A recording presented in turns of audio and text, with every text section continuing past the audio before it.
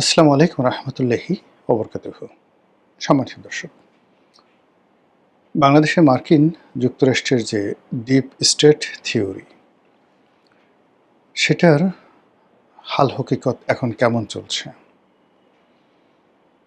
যেভাবে Donald Trump প্রথমে বলেছিলেন যে অন্য কোনো দেশের সরকার পরিবর্তন করার জন্য আমেরিকার যে ডিপ স্টেট থিওরি রয়েছে, পলিসি রয়েছে, এটা আর আমেরিকা করবে না। আর অন্য দেশের সরকার পরিবর্তন করতে আমরা কেন অর্থ বিনিয়োগ করব? ক্ষমতা আসার পর তার এই যে বক্তব্য, সেই বক্তব্য শুনে আমরা অনেকটা আশ্বস্ত হয়েছিলাম। দ্বিতীয়ত তিনি ডক্টর মোহাম্মদ ইউনূস সম্পর্কে একেবারে পার্সোনালি তিনি তাকে উল্লেখ করে বলেছিলেন যে ওই যে একজন ক্ষুদ্র ঋণের যে লোক আছে না, যে আমার নির্বাচনে আমার প্রতিপক্ষ তাদেরকে টাকা দিয়েছিল, ইত্যাদি ইত্যাদি কথার সঙ্গে সঙ্গে তিনি আরও বলেছিলেন যে বাংলাদেশে আমেরিকার যে ডিপ স্টেট পলিসি এটা বাস্তবায়ন করতে মোট কত মিলিয়ন মার্কিন ডলার, এটা সম্ভবত almost 49 million. Can you imagine? 1 million মানে $10 লাখ। তো সেখানে 49 মিলিয়ন মার্কিন ডলার তারা বিনিয়োগ করেছে। আর এই পাক ভারত উপমহাদেশকে কেন্দ্র করে তারা যে কুকর্মটি বাংলাদেশকে নিয়ে করেছে, নট লাইক দ্যাট। পাকিস্তানকে নিয়ে তারা দীর্ঘদিন যাবৎ করছে, খেলছে। আফগানিস্তানকে নিয়ে তারা দীর্ঘদিন ধরে খেলছে, নেপালকে নিয়ে, শ্রীলঙ্কাকে নিয়ে এবং মালদ্বীপকে নিয়ে, এবং প্রায় সব জায়গাতেই তারা শতভাগ সফল না হলেও বাংলাদেশ এবং পাকিস্তানে তারা শতভাগ সফল। আর এ দুটো দেশে তাদের এই সফলতা খুব বেশি দরকার। ভারতকে এবং চীনকে চাপে রাখার জন্য পাকিস্তানের সীমান্তে, অর্থাৎ ভারতের যে পশ্চিম সীমান্ত রয়েছে, সেই পশ্চিম সীমান্তে পাকিস্তানকে শক্তিশালী করা এবং পাকিস্তানকে অশান্ত করা, সেখানে জঙ্গিবাদের প্রশ্রয় দিয়ে ভারতের ভিতরে যে মৌলিক কতগুলো গুণাবলী গড়ে উঠেছে, আধুনিক রাষ্ট্রের মৌলিক গুণাবলী, তো সেই গুণাবলীগুলো ধ্বংস করে দেওয়া, এই কাজগুলো খুব সুকৌশলে আমেরিকা করে যাচ্ছে। অন্যদিকে আফগানিস্তানে একটা অশান্ত পরিবেশ রেখে সিআইএস কান্ট্রিগুলো, চীন এবং পাকিস্তান, তাদেরকে চাপের মধ্যে রাখা। আর বাংলাদেশে যে ডিপ স্টেট পলিসি, সেই ডিপ স্টেট পলিসি তাদের যে ফাংশনগুলো সেগুলো আরও মাল্টিপারপাস। এক নম্বর হলো মায়ানমারের যে রাজনীতি, সেই রাজনীতিতে তারা সরাসরি হস্তক্ষেপ করতে চাচ্ছে। মায়ানমারের আরাকান রাজ্যে তারা একটা রাষ্ট্র প্রতিষ্ঠা করতে চাচ্ছে, মূলত ভারত চীনকে মানে শাসন করার জন্য, আর বঙ্গোপসাগরের উপরে একছত্র আধিপত্য বিস্তার করার জন্য। ভারত যেখানে তাদের কালাধান প্রজেক্ট বাস্তবায়ন করতে যাচ্ছে, চীন যেখানে তাদের সিল্ক রুট তার একটা কেন্দ্র সেখানে প্রতিষ্ঠা করতে যাচ্ছে, সেটি মূলত আমেরিকা দখল করতে চাচ্ছে। এবং এটা আমেরিকা 1953-তে 53 সনে এই তাদের যে বার্মা অ্যাক্ট, এটি তারা গ্রহণ করে। এবং এই বার্মা অ্যাক্টটি 53 সালে গৃহীত হলেও এটি 1933 সনে তারা প্রথম এটা ইনিশিয়েট করে, এই বার্মা অ্যাক্টের বিষয়ে, থিওডর ডি রুজভেল্টের জমানাতে।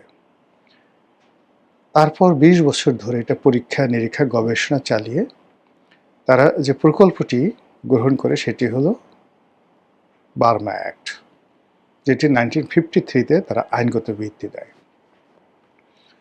বোঝার চেষ্টা করুন, 53 থেকে 2000 সন পর্যন্ত 47 বছর, আর 47 বছরের সঙ্গে আপনি যোগ করেন 26 বছর, কত বছর হলো?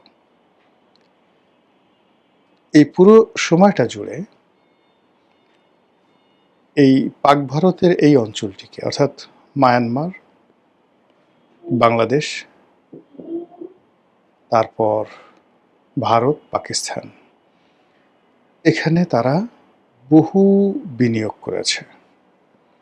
তারা একজন অং সান সুচি মায়ানমারে তৈরি করেছে, বাংলাদেশে ডক্টর মোহাম্মদ ইউনূস তৈরি করেছে। তারা অং সান সুচিকে ক্ষমতায় বসিয়েছিল, কিন্তু তারা রাখতে পারেননি। এবং এই অং সান সুচির জমানাতেই রোহিঙ্গা সমস্যাটা প্রবল আকার ধারণ করে। এর আগেও ছিল, কিন্তু সামরিক জান্তা কিন্তু প্রাণান্ত চেষ্টা করেছে সেই সমস্যাটা সমাধান করার জন্য। জিয়াউর রহমানের আমলে হয়েছে, এরশাদের আমলে হয়েছে, প্রথম দফায় বেগম জিয়ার জমানাতে হয়েছে, এগুলো সমাধান করা গেছে। কিন্তু অং সান সুচিকে যখন এই ইউনূসের মতো ক্ষমতায় বসানো হলো, তখন পুরো মায়ানমারের এই অঞ্চলের যে সমাজ ব্যবস্থায় যে এথনিক গ্রুপগুলো রয়েছে, বৌদ্ধ, খ্রিস্টান, মুসলিম, তারপরে বার্মিজ, চট্টগ্রামী এবং চাইনিজ, তার সঙ্গে সঙ্গে কুকিচিন, এদের মধ্যে যে জাতিগত বিভেদ, বিসংবাদ এবং হেট্রেড, ঘৃণা এমন আকার ধারণ করেছে, প্রতিটি পক্ষ অস্ত্র হাতে তুলে নিয়েছে। আর তার প্রেক্ষিতে বৌদ্ধরা সেখানে শক্তিশালী হয়ে তারা মুসলমানদেরকে বিতাড়িত করেছে এই মার্কিন যুক্তরাষ্ট্রের চক্রান্তের কারণে। একই অবস্থা ধরুন ইউনূস মাত্র 18 মাস ক্ষমতায়। এই 18 মাসের মধ্যে মানে বিএনপি সৃষ্টি হওয়ার পর, জামাত সৃষ্টি হওয়ার পর, দেশের বৃহত্তম রাজনৈতিক দল আওয়ামী লীগের সঙ্গে তাদের যে বিরোধিতা, হেট্রেড, ঘৃণা, বিদ্বেষ, এটা যে পর্যায়ে ছিল তা কয়েক লাখ গুণ বৃদ্ধি পেয়েছে। এখন সারা বাংলাদেশে এই তিনটি বৃহত্তম রাজনৈতিক দলের মধ্যে যে পারস্পরিক ঘৃণা, বিদ্বেষ, হানাহানি, মারামারি যে পর্যায়ে চলে গেছে, রাষ্ট্র ব্যবস্থা দুর্বল হওয়ার সঙ্গে সঙ্গেই এখানে ঠিক আরাকান রাজ্যে যে অবস্থা হয়েছে ওইরকম অবস্থা হবে। আরাকান আর্মিরা যেভাবে চীন থেকে, তারপরে ব্যাংকক থেকে, মানে থাইল্যান্ড থেকে অস্ত্র সংগ্রহ করেছে, এখানে যে গ্রুপটি শক্তিশালী হবে তারা অস্ত্র হাতে তুলে নেবে। কেউ হয়তো পাকিস্তানের অস্ত্র পাবে, কেউ হয়তো চীনের অস্ত্র পাবে, কেউ হয়তো ভারতের অস্ত্র পাবে। এবং এটা যখনই হয়ে যাবে মারামারি, কাটাকাটি, হানাহানি, আর ঠিক সেই সময়টাতে তারা যে বার্মা একটা করতে চাচ্ছে, সেই বার্মা একটা তারা চোখ বুজে করতে পারবে, বিকজ ওটা ওই অংশে 100% হয়ে আছে, মানে আরাকান অংশে হয়ে আছে। এখন বাংলাদেশে সেই জিনিসটি কখন কিভাবে হবে সেই বিষয়গুলো নিয়ে মার্কিন চক্রান্ত কোনো অবস্থাতেই থেমে নেই। এখানে অবস্থা দৃষ্টে মনে হতে পারে যে হয়তো শেখ হাসিনাকে ক্ষমতাচ্যুত করার জন্যে মূলত এই কাজগুলো করা হয়েছে। Not like that. শেখ হাসিনার সঙ্গেও আমেরিকার একটা ভালো সম্পর্ক ছিল, যেভাবে পশ্চিমবঙ্গে মমতা ব্যানার্জির সঙ্গেও আমেরিকার একটা ভালো সম্পর্ক ছিল। কিন্তু মমতা ব্যানার্জি এবং শেখ হাসিনা পরস্পর দুই মেরুতে থেকে একটি রাজনৈতিক পরিমণ্ডলে যে হেট্রেট তৈরি করেছে, বিভেদ তৈরি করেছে, সেই বিভেদের ফলে বাংলাদেশে একটা অভ্যুত্থান হয়ে গেছে, আর ওখানে মমতা ফিনিশ হয়ে গেছে। মমতাকে দিয়ে ওখানে মুসলিম উগ্রবাদকে ওখানে জাগ্রত করা হয়েছে। আর মুসলিম উগ্রবাদকে যখনই জাগ্রত করেছে, সে মমতা যত মুসলমানদেরকে কাছে ডেকে নিয়েছে, ওখানে বিজেপি তত বেশি শক্তিশালী হয়েছে। একইভাবে মমতা যেভাবে তার পরিবারতন্ত্র, তার ভাতিজা অভিষেককে যেভাবে সামনে নিয়ে এসেছে, একইভাবে বাংলাদেশে শেখ হাসিনা, শেখ পরিবারের যারা লোকজন, ইচ অ্যান্ড এভরিবডি, যার যেখানে যতটুকু রক্তের দাবি আছে শেখ হাসিনার সঙ্গে, প্রত্যেকটা লোক এই 17 বছরে ফুলে ফেঁপে বটগাছ হয়ে গেছে। এবং ধপাস করে শেখ হাসিনা এবং মমতা একই সঙ্গে পড়ে গেছে। পড়ে গিয়ে এখন দ্বিতীয় পর্ব চলছে। এটা শুধু রেজিম চেঞ্জ নয়, ওখানে উগ্র হিন্দুত্ববাদ চলে এসেছে এবং এথনিক ক্লিনজিং যেটিকে বলা হয় ওটি পশ্চিমবঙ্গ, আসাম এবং বিহারে, আর খুব দ্রুত শুরু হয়ে যাবে ত্রিপুরাতে। হিন্দু এবং মুসলমানদের যে দাঙ্গার পুরো উত্তাপ এসে পড়বে বাংলাদেশে।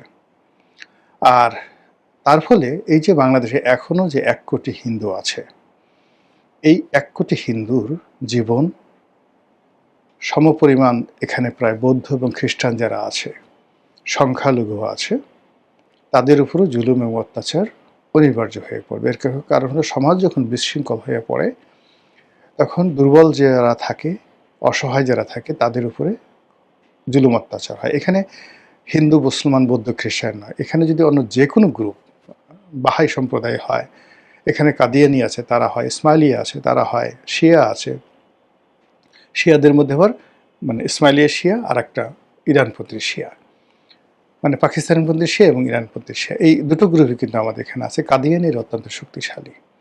তো যখনই এরকম একটা পরিস্থিতির সৃষ্টি হবে, এই মুসলমানরা কাদিয়ানিদেরকে আক্রমণ করবে, আগা খান ফাউন্ডেশন আক্রমণ করবে,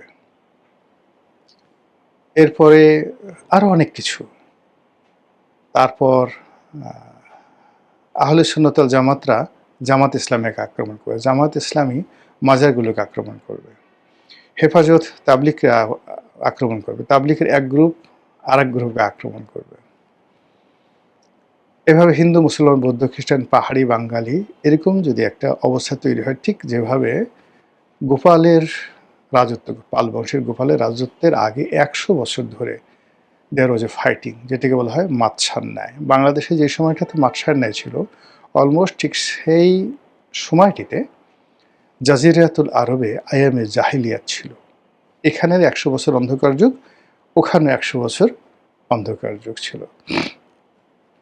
তো এই যে একটা ঐতিহাসিক টানাপোড়েন, সেই টানাপোড়েন আবার আমরা সেই জায়গাতে পৌঁছে গেছি প্রায় 1500 বছর পরে। এখন এই যে একজন ইউনূসের কারণে বা তাকে দিয়ে মার্কিন যুক্তরাষ্ট্র এই পুরো জায়গাটাতে যে হেট্রেট, পারস্পরিক হেট্রেট, একজন আরেকজনের মনের মধ্যে যে প্রতিহিংসা, অবিশ্বাস, সন্দেহ, আতঙ্ক, ভয় তৈরি করে ফেলেছে, এর ফলে মানুষের কর্মশক্তি, স্বপ্ন দেখার ক্ষমতা সব কিছু নষ্ট হয়ে গেছে। আওয়ামী লীগ কবে ফিরে আসবে, বিএনপি সেই চিন্তা। আওয়ামী লীগ ফিরে এসে বিএনপিকে কীভাবে কী করবে, আওয়ামী লীগের সেই চিন্তা। জামাতকে কী করবে সেই চিন্তা, জামাত চিন্তায় করছে সেখানে সে কী করবে। এনসিপির যারা বিপ্লবী তারা বলল যে হায় আল্লাহ, এ কী হলো, আমরা তো কিছুই বুঝতে পারলাম না, আমাদেরকে তো শুধুমাত্র ব্যবহার করা হয়েছে। এই পুরো জিনিসই মার্কিন যুক্তরাষ্ট্রের যে ডিপ স্টেট প্ল্যান, সেই প্ল্যানের এখন দ্বিতীয় পর্ব চলছে। প্রথম পর্ব যেটি, সেটি হয়ে গেছে, শেখ হাসিনা চলে গেছে, এখন দ্বিতীয় পর্ব চলছে। আর তৃতীয় পর্বতে কি হবে আশা করি আপনাদেরকে বুঝাই বলতে হবে না, আপনারা খুব সহজে সেটা বুঝতে পেরেছেন। সাম্প্রতিক সময় যদি আপনি দেখেন, ভারতের পক্ষ থেকে যিনি রাষ্ট্রদূত হিসেবে আসছেন, তিনি সরকারের একজন মন্ত্রী ছিলেন, ভারত সরকারের, এবং এই প্রথম ভারত কোনো একজন পূর্ণ মন্ত্রীর মর্যাদা সম্পন্ন ঝানু রাজনীতিবিদকে বাংলাদেশে পাঠালেন রাষ্ট্রদূত হিসেবে।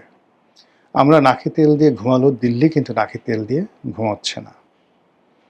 তারা এই মার্কিন যুক্তরাষ্ট্র, চীন, তাদের যে এই খেলা, গাঙ্গেয় বদ্বীপকে নিয়ে যে খেলা, তারা ঠিকই বুঝতে পেরেছে।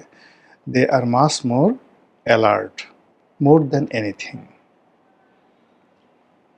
আবার আমেরিকা এই যে ভদ্রলোককে এখন রাষ্ট্রদূত হিসেবে পাঠিয়েছেন, তিনি মিস্টার ব্রেন্ট ক্রিস্টেনসেন। অতীতে আপনি দেখুন যে এই ভদ্রলোকের চোখের দিকে তাকিয়ে দেখুন, তার বডি ল্যাঙ্গুয়েজ দেখুন, এবং 1972 থেকে এখন পর্যন্ত সকল রাষ্ট্রদূতকে একে অপরে দেখতে থাকুন। দেখি এই ভদ্রলোককে আপনার কী মনে হয়? সবার সাথে ব্যতিক্রম, আকার আকৃতি, চাহনি, কথাবার্তা, পোশাক আশাক, কর্মকাণ্ড সব কিছুতেই অতি সতর্কতা, অতি অভিনয়, অতি ভালো মানুষই হওয়ার চেষ্টা এবং অতি বেশি মুভমেন্ট। 1 মিনিটে প্রধানমন্ত্রীর সাথে দেখা করছে, বিরোধী দলীয় নেতার সাথে দেখা করছে, কখনো কখনো তাদেরকে ডেকে পাঠাচ্ছে, রাতের আধারে অনেকের সাথে বৈঠক করছে, কোনো মিডিয়া জানছে না, আর যাকে ইচ্ছে তাকে মার্কিন রাষ্ট্রদূত ডেকে নিচ্ছেন, কথা বলছেন এবং তিনি মুভমেন্ট করছেন, জাস্ট লাইক ইস্ট ইন্ডিয়া কোম্পানির গভর্নর জেনারেল অথবা ব্রিটিশ এম্পায়ারের ভাইসরয় হিসেবে। তো এই যে বাংলাদেশে যে সকল তৎপরতা চলছে, এই তৎপরতার প্রেক্ষিতে আপনি দেখবেন যে যখন ঘূর্ণিঝড় আসে, কিছু পাখপাখালি ঝড়ের আগে উড়তে থাকে, ভূমিকম্পের আগে কিছু প্রাণী নড়াচড়া করতে থাকে।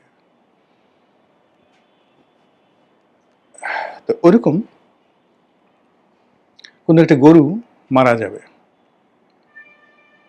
এটা কেউ টের না পেলেও মরার আগে শকুনগুলো টের পেয়ে যায়, তারা উড়তে থাকে। তো সেই দিক থেকে আপনি দেখবেন যে মার্কিন ডিপ স্টেটের যে সকল এজেন্ট, যে বিভিন্ন গ্যাং, তারা নড়াচড়া করছে। এই 4-5 মাস ধরে, অর্থাৎ নতুন সরকার ক্ষমতায় আসার পর থেকেই তারা নতুনভাবে নড়াচড়া শুরু করেছে। 180 ডিগ্রি অ্যাঙ্গেলে তারা উত্তেজনা ছড়াচ্ছে, কখনো দেশ বিরোধী, কখনো সরকার বিরোধী, কখনো রাষ্ট্র বিরোধী, কখনো বিএনপি বিরোধী, কখনো আওয়ামী লীগ বিরোধী, কখনো জামাত বিরোধী। অ্যাজ এ হোল ভালোকে ভালো বলা, মন্দকে মন্দ বলা, সরকারকে প্রমোট করা, এ ধরনের কোনো কাজই কেউ করছে না, বরং একে অপরের সঙ্গে দ্বন্দ্ব এবং সংঘাত, অভিঘাত বাঁধিয়ে দেওয়ার জন্য তারা সেই পুরনো চালগুলো চালছে, যেই চালের কারণে আরাকান রাজ্যে 10 থেকে 12টি পক্ষ পরস্পরের বিরুদ্ধে অস্ত্র হাতে তুলে নিয়েছে। আমাদের এই দেশটি 18 কোটি মানুষ, ছোট্ট একটি ভূখণ্ড। এখানে আসলে কোনো অরণ্য নেই, পাহাড় নেই, যা আছে একেবারে সীমিত। এগুলো মানে জঙ্গল সলিমপুরের মতো। আমাদের 18 কোটি মানুষ যদি মনে করে যে আমরা এখন সুন্দরবনে, সরকার অনুমতি দেয়, সুন্দরবনে তোমাদেরকে জমি দেওয়া হলো, ওই দিন 1 সপ্তাহের মধ্যে সুন্দরবন দখল হয়ে যাবে এবং সমস্ত সুন্দরবনে আপনি কোনো রয়্যাল বেঙ্গল টাইগার, হরিণ, গাছ গাছালি কিচ্ছু পাবেন না। যদি বলা হয় পার্বত্য চট্টগ্রামে আপনারা গিয়ে বসতি স্থাপন করুন, যে যতটুকু দখল করতে পারবেন তার ততটুক, পার্বত্য চট্টগ্রাম সাবাড় হয়ে যাবে, কিচ্ছু থাকবে না। তো আমাদের জনসংখ্যা এত বেশি যে আমাদের এই জনসংখ্যার কারণে পাহাড়, নদী, সমুদ্র কোনো কিছুই নিরাপদ না। যদি বলা হয় পদ্মা নদী তোমাদেরকে লিজ দিয়ে দেওয়া হলো, যে যতটুকু দখল করতে পারো তোমাদের, দেখবেন যে পদ্মা নদী পুরোটা বাঁশ দিয়ে ঘেরাও করে বাঙালি দখল করে ফেলেছে। There is no river. এ কারণে এত বেশি জনগণ, এটাকে আসলে জনগণের অরণ্য বা জনগণের বনাঞ্চল বলা যেতে পারে। আপনারা জানেন যে বনের, অরণ্যের একটা দিন আছে, রাত্রি আছে, অরণ্যের একটা আইন আছে। তেমনি জনগণ যখন অরণ্যে পরিণত হয়ে যায়, সেই অরণ্যেরও অনেকগুলো রোদন আছে, কান্না আছে, ভয়ঙ্কর দীর্ঘশ্বাস আছে। অরণ্যের দিন আছে, রাত আছে, অরণ্যের আইন, দ্য জঙ্গল আইন, সেটা আছে। তো এই জনগণ যদি অনিয়ন্ত্রিত হয়ে যায়, এই জনগণের মধ্যে যদি পারস্পরিক হেট্রেট চলে আসে, অভিঘাত চলে আসে, তারা পরস্পরের বিরুদ্ধে অস্ত্র হাতে তুলে নেয়, সেটা ঢাল সুরকি থেকে শুরু করে খুন্তি, কোদাল, AK-47 থেকে শুরু করে sniper rifle, what ever maybe, এই মুহূর্তে এই 18 কোটি মানুষের যে ভয়ঙ্কর যুদ্ধ, এই যুদ্ধ ইরান আমেরিকার যুদ্ধ, ইউক্রেন রাশিয়ার যুদ্ধের চেয়ে কোটি কোটি গুণ ভয়ঙ্কর হয়ে উঠবে। রক্তের হোলি খেলা শুরু হয়ে যাবে। মহান আল্লাহ আমাদের সবাইকে হেদায়েত দান করুন এবং হেফাজত করুন। আসসালামু আলাইকুম ওয়া রাহমাতুল্লাহি ওয়া বারাকাতুহু।